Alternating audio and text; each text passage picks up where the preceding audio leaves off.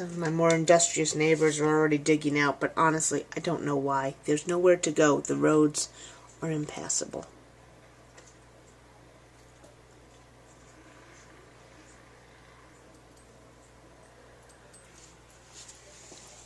The back of the house, it all blew away.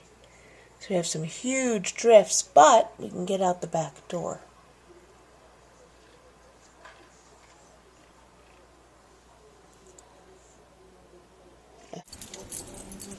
Okay, and this is the backyard. It's not too bad right here, right, dogs?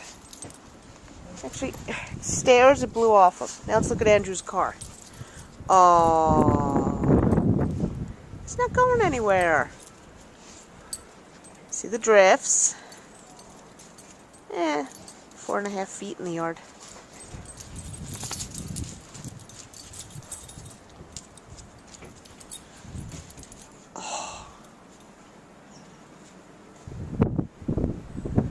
Oh my God, it is so cold.